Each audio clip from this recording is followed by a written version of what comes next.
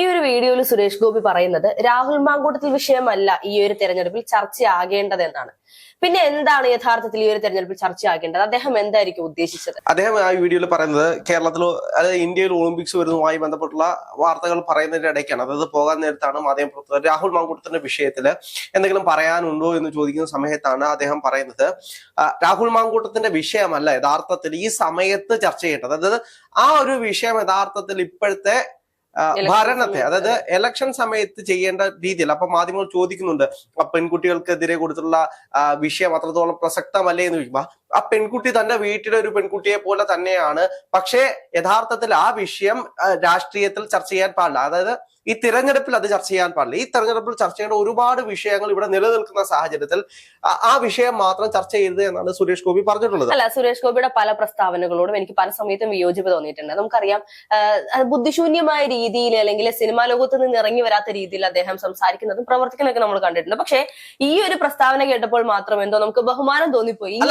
ആ സമയത്ത് അദ്ദേഹം മാധ്യമങ്ങളോട് തിരിച്ചു ചോദിക്കുന്നുണ്ട്, ഞാനൊന്ന് തോളത്ത് കൈ വെച്ചതിന് നിങ്ങൾ എന്നെ ഒറ്റിക്കൊടുത്തവരല്ലേ എന്ന് മാധ്യമങ്ങളോട് തിരിച്ചു ചോദിക്കുന്നുണ്ട് അദ്ദേഹം. അപ്പൊ അതുമായി കണക്ട് ചെയ്തിട്ടാണ് അദ്ദേഹം പറയുന്നത്. പിന്നെ അദ്ദേഹം പറയുന്ന കാര്യങ്ങൾ എന്ന് പറയുന്നത്, അപ്പൊ അദ്ദേഹത്തിന്റെ കാര്യം എടുത്തു നോക്കിക്കഴിഞ്ഞാൽ സുരേഷ് ഗോപിയുടെ മാധ്യമങ്ങൾ ചെയ്തിട്ടുള്ള ഒരുപാട് കാര്യങ്ങളുണ്ട്. അതിനകത്ത് പ്രധാനപ്പെട്ട കാര്യം സുരേഷ് ഗോപി ഒന്ന് തുമ്മിക്കഴിഞ്ഞാൽ വിഷയം, അദ്ദേഹം ഒന്ന് കൈ കൊടുത്തില്ലെങ്കിൽ വിഷയം, കൈ കൊടുത്തിട്ട് കൈ ഒന്ന് കഴുകി കഴിഞ്ഞാൽ വിഷയം, ഒരാളെ ഒന്ന് ദേഷ്യത്തോടെ നോക്കിയാൽ, ദേഷ്യത്തോടെ അല്ല വെറുതെ ഒന്ന് നോക്കിയാൽ തന്നെ സുരേഷ് ഗോപി നോക്കി പിടിച്ചു എന്ന് പറഞ്ഞു. അത്തരത്തിലുള്ള ഒരുപാട് സ്ക്രിപ്റ്റുകൾ നമുക്ക് എല്ലാ ദിവസവും മാധ്യമങ്ങളുടെ ഭാഗത്ത് നമുക്ക് കാണാൻ കഴിയും. ഇപ്പം സുരേഷ് ഗോപിയെ സംബന്ധിച്ച് തൃശ്ശൂര് അപ്രതീക്ഷിതമായിട്ട് ജയിച്ചൊരു സ്ഥാനാർത്ഥി ഒന്നും അല്ല. പലപ്പോഴും പലരും പറയും അപ്രതീക്ഷിതമായിട്ടാണ് സുരേഷ് ഗോപി അവിടെ ജയിച്ചത് എന്നൊക്കെ പറയും. പക്ഷെ അങ്ങനെയല്ല. അദ്ദേഹം വർഷങ്ങളായിട്ട് അതിനു മുന്നത്തെ തെരഞ്ഞെടുപ്പിൽ തൃശ്ശൂർ മത്സരിച്ചാണ്. തൃശ്ശൂർ എനിക്ക് വേണമെന്ന് പറഞ്ഞ് ഒരുപാട് ട്രോളുകൾ ലഭിച്ചൊരു മനുഷ്യനാണ്. പിന്നീട് അവിടെ നിന്ന് ജനങ്ങളോടൊപ്പം നിന്ന് ജനങ്ങളുടെ ഓരോ കാര്യങ്ങളിലും പോയി ഇടപെട്ടതിന് ശേഷമാണ് തൃശ്ശൂര് സുരേഷ് ഗോപിയെ ജനങ്ങൾ വിജയിപ്പിച്ചത്.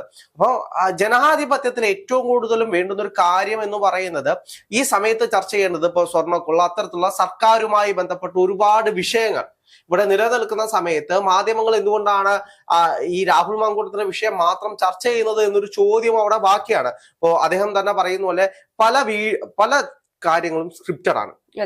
സുരേഷ് ഗോപിയുടെ കാര്യം എടുത്തു പോയി കഴിഞ്ഞാല് സുരേഷ് ഗോപി ഒരാൾക്ക് ചെന്ന് ഷൈക്കാൻഡ് കൊടുത്തതിന് ശേഷം അദ്ദേഹം കൈ കഴുകുന്നു.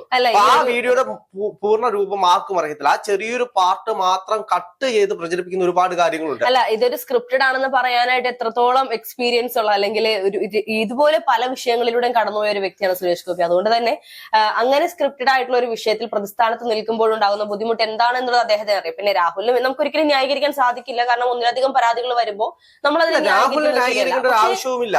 അതേ സമയത്ത് ഈ പറയുന്ന വിഷയമല്ല ഈ ഒരു തെരഞ്ഞെടുപ്പിൽ ഏറ്റവും ഇതിൽ ഏറ്റവും വലിയ വിഷയം എന്ന് വെച്ച് കഴിഞ്ഞാൽ ഇപ്പം രാഹുൽ കോൺഗ്രസിന്റെ ഒരു MLA ആണ്, ഒരു കോൺഗ്രസിന്റെ ഒരു നേതാവായിരുന്നു. പക്ഷെ പാർട്ടി എടുത്തുള്ള നിലപാടുണ്ട്.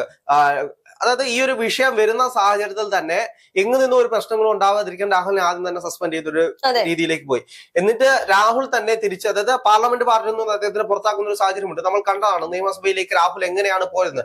നിയമസഭയിലേക്ക് വരരുത് എന്ന് പറഞ്ഞതിന് ശേഷം രാഹുൽ ഒറ്റയ്ക്ക് നിയമസഭയിലേക്ക് ചെല്ലുകയും മാറി ഒരു സ്ഥലത്തിരിക്കുകയും ആരോടും അധികം സഹകരണമില്ലാതെ അദ്ദേഹം തിരിച്ച് നിയമസഭ കഴിഞ്ഞ് പോകുന്നത് നമ്മൾ കണ്ടാണ്. പിന്നീട് അദ്ദേഹത്തിനെ സസ്പെൻഡ് ചെയ്തെങ്കിലും പാലക്കാട്ടെ ജനങ്ങൾ, അതായത് സാധാരണപ്പെട്ട ജനങ്ങളിലൂടെ പല പരിപാടികൾ പങ്കെടുക്കുന്നതും എനിക്ക് തോന്നുന്നു മുസ്ലിം ലീഗാണ് ആദ്യമായിട്ട് രാഹുലിനെ തോളത്തേറ്റി പാലക്കാട്ടേക്ക് കൊണ്ടുവരുന്നത്. അപ്പം പാലക്കാട് രാഹുലിനെ തടയുമെന്ന് പറഞ്ഞു കഴിഞ്ഞാൽ, അല്ലെങ്കിൽ കാലുവെട്ടും കൈവെട്ടും എന്ന് പറഞ്ഞു കഴിഞ്ഞാൽ BJP-യോ CPM-നെയോ ഒന്നും പിന്നീട് നമുക്ക് കാണാൻ കഴിയുന്ന സാഹചര്യമില്ലായിരുന്നു. അല്ല, കാണാൻ കഴിഞ്ഞിരുന്നു. പിന്നെ രാഹുല് ചെല്ലുന്ന വേദികളിലൊക്കെ തിരിഞ്ഞു നടക്കുന്നത് അല്ലെങ്കിൽ രാഹുലിന് മുഖം കൊടുക്കാതെ പോകുന്നതൊക്കെ നമ്മൾ കണ്ടിരുന്നു. പക്ഷേ സോഷ്യൽ മീഡിയ സജീവമായിട്ട് രാഹുലിന്റെ വിഷയങ്ങൾ തന്നെയായിരുന്നു ഇന്നും ചർച്ച ചെയ്തുകൊണ്ടിരുന്നത്. അത് രാഹുലുമായി ബന്ധപ്പെട്ട് സ്മൈൽ ഭവന പദ്ധതിയുമായി ബന്ധപ്പെട്ട് ഓരോ ദിവസവും ഓരോ താരങ്ങളെ കൊണ്ടുവന്നിട്ട് ഉദ്ഘാടനം ചെയ്യുന്നതും അതുമായി ബന്ധപ്പെട്ട് ദിനംപ്രതി വാർത്തകളായിരുന്നു രാഹുലുമായി ബന്ധപ്പെട്ട്. അപ്പം അതുകൊണ്ട് തന്നെ ഇപ്പോ രാഹുൽ ഒരു ചുമന്ന കാറിൽ സഞ്ചരിച്ചു എന്ന് പറഞ്ഞുകൊണ്ട്, ഏത് താരത്തിന്റെ കാറ് എന്ന് പറഞ്ഞുകൊണ്ട് ഈ താരങ്ങളെ തന്നെ, അതായത് അവരെ തന്നെ വളരെ മോശമായിട്ട് ചിത്രീകരിക്കുന്ന രീതിയിലേക്ക് കൊടുത്ത പല മാധ്യമങ്ങളും പോയത് നമ്മൾ കണ്ടതാണ്.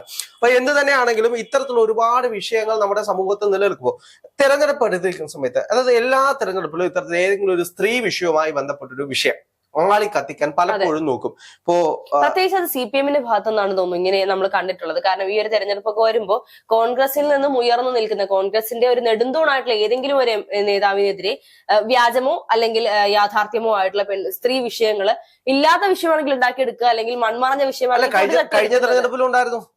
അത് കോൺഗ്രസിന്റെ ഭാഗത്തു നിന്നല്ല, CPM-ൽ നിന്നും തന്നെ വന്ന CPM-ന്റെ വെല്ലുവിളിയായിട്ടുള്ള ഒരു വിഷയമായിരുന്നു സ്വപ്ന സുരേഷിന്റെ വിഷയം. അത് സ്വപ്ന ചോദിക്കുന്ന ഒരുപാട് ചോദ്യങ്ങളുണ്ട്. ഇന്നും അതിനൊന്നും കൃത്യമായിട്ടുള്ള ക്ലാരിറ്റിയോ അതിനു വേണ്ടിയിട്ടുള്ള കേസുകൾ നടക്കുന്നുണ്ട്. അതിനപ്പുറത്തേക്ക് വേറെ ഒന്നും അതിനകത്ത് നടന്നിട്ടില്ല എന്നതാണ് യാഥാർത്ഥ്യം. അപ്പം അദ്ദേഹത്തിന്റെ കൂടെയുള്ള ശിവശങ്കറിനെതിരെയൊക്കെ വലിയ രീതിയിലുള്ള അറസ്റ്റ് ചെയ്യുന്നതും അപ്പോ ഇതെല്ലാം പിണറായി വിജയന്റെ ഓഫീസ് കേന്ദ്രീകരിച്ച് നടന്നിട്ടുള്ള വിഷയങ്ങളാണ് എന്ന് പറഞ്ഞു ഒരുപാട് വിഷയങ്ങൾ അതിന് മുമ്പോട്ട് വന്നിട്ടുണ്ട്.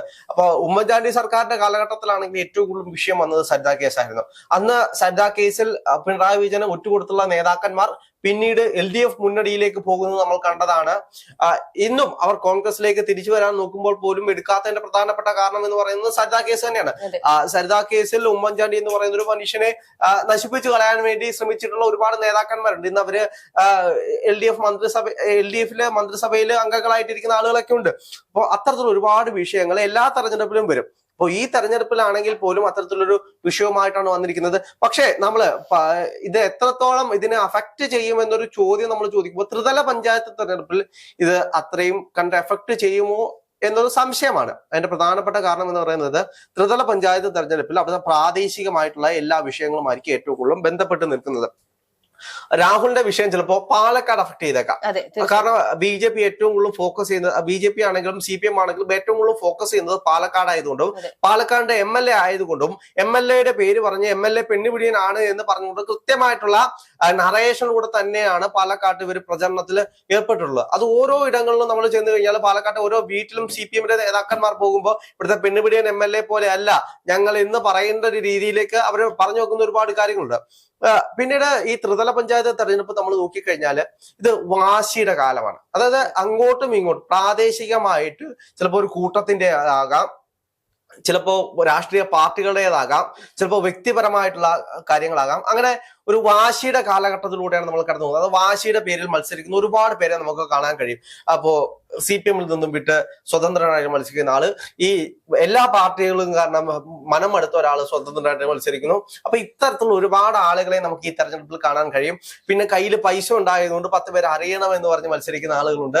അപ്പോൾ ചിലർക്ക് അതായത് സ്വന്തം പഞ്ചായത്തിന് നല്ല രീതിയിലുള്ള ഒരു വീക്ഷണം ഉണ്ടായതുകൊണ്ട് മത്സരിച്ച് വിജയിക്കണം എന്ന് പറഞ്ഞ് മത്സരിക്കുന്ന ആളുകളുണ്ട്. അപ്പം ഒരുപാട് ആളുകൾ അത്തരത്തിൽ അങ്ങോട്ടും ഇങ്ങോട്ടും മത്സരിക്കുന്ന ഇടങ്ങളാണ്. ഇപ്പൊ നമ്മുടെ അവിടുത്തെയൊക്കെ അതായത് പത്തനാര മണ്ഡലവുമായി ബന്ധപ്പെട്ട് ചില വാർഡുകളൊക്കെ എടുത്ത് നോക്കിയാൽ 5, 6, 7 സ്ഥാനാർത്ഥികളൊക്കെ വരുന്ന വാർഡുകളുണ്ട്. കഴിഞ്ഞ തെരഞ്ഞെടുപ്പിലാണെങ്കിൽ നോക്കിയാൽ പോലും 8 സ്ഥാനാർത്ഥിയൊക്കെ മത്സരിച്ച് സ്ഥാനാർത്ഥിക്ക് കിട്ടുന്ന, അതായത് വിജയിക്കുന്ന സ്ഥാനാർത്ഥിക്ക് കിട്ടുന്ന വോട്ട് എന്ന് പറയുന്നത് ഒരു 200-250 വോട്ടായിരിക്കും ഉള്ളത്.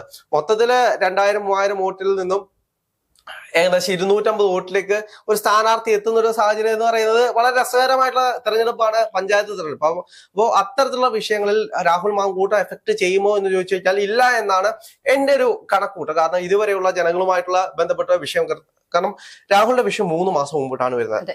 ആ ഒരു സമയത്ത് ജനങ്ങൾക്കുണ്ടായിരുന്ന ഒരു ഇമ്പാക്ട് പിന്നീട് അത് പൊളിഞ്ഞു. ജനങ്ങൾക്ക് തന്നെ പിന്നീട് ഒരു തിരിച്ചറിവുണ്ടായി രാഹുലിന് ഈ വിഷയത്തിൽ, രാഹുലിന്റെ ഭാഗത്ത് ചില കാര്യങ്ങളിൽ, അതായത് അതുമായി ബന്ധപ്പെട്ട ചില കാര്യങ്ങളിൽ രാഹുലിനും ശരിയുണ്ട് എന്ന് ചില കാര്യങ്ങൾ വന്നു. പക്ഷെ പിന്നീട് ഇപ്പോ കഴിഞ്ഞ ദിവസം 2 ദിവസമായിട്ട് രാഹുലിനെതിരെ വരുന്ന ആക്ഷേപങ്ങൾ എന്ന് വെച്ച് കഴിഞ്ഞാൽ വലിയ രീതിയിലുള്ള ആക്ഷേപങ്ങളാണ്. അപ്പൊ ഇതിന്റെ യാഥാർത്ഥ്യം എന്താണ് എന്ന് നോക്കേണ്ടത്, തീരുമാനിക്കേണ്ടത് കോടതിയാണ്. അപ്പൊ കോടതിയുമായി ബന്ധപ്പെട്ട് കേസ് നടക്കുകയാണ്. അടുത്ത കുറച്ച് ദിവസങ്ങൾക്കുള്ളിൽ നമുക്കറിയാം എന്താണ് ഇതിനകത്ത് സംഭവിക്കാൻ പോകുന്നത് എന്നൊരു ട്വിസ്റ്റ്. അപ്പൊ എന്ത് തന്നെയാണെങ്കിലും സുരേഷ് ഗോപി പറഞ്ഞതുപോലെ കേരള രാഷ്ട്രീയത്തിൽ, അതായത് ഈ തിരഞ്ഞെടുപ്പ് കാലത്ത് രാഹുൽ മാങ്കൂട്ടത്തിന്റെ വിഷയം സ്ത്രീ വിഷയം മാത്രമല്ല ചർച്ച ചെയ്യേണ്ടത്. അതിനപ്പുറത്തേക്ക് വികസനങ്ങൾ ചർച്ച ചെയ്യേണ്ടതുണ്ട്, ഇവിടെ നടക്കുന്ന അഴിമതികൾ ചർച്ച ചെയ്യേണ്ടതുണ്ട്. ഓരോ പഞ്ചായത്തിലെയും അല്ലെങ്കിൽ അവിടെ നടക്കുന്ന, അതായത് സർക്കാർ കൊടുക്കാൻ ഫണ്ടില്ലാത്തൊരു സാഹചര്യത്തിലാണ് കടന്നു പോകുന്നത്. പഞ്ചായത്തുകൾക്ക് പ്രസക്തി ഇല്ലാത്തൊരു കാലഘട്ടത്തിൽ അവിടെ ഒരുപാട് ചോദ്യങ്ങൾ ചോദിക്കാൻ സാധാരണപ്പെട്ട ജനങ്ങൾക്ക് വോയിസ് ഉണ്ട്. ആ വോയിസ് ജനങ്ങൾ ഉപയോഗപ്പെടുത്തണം.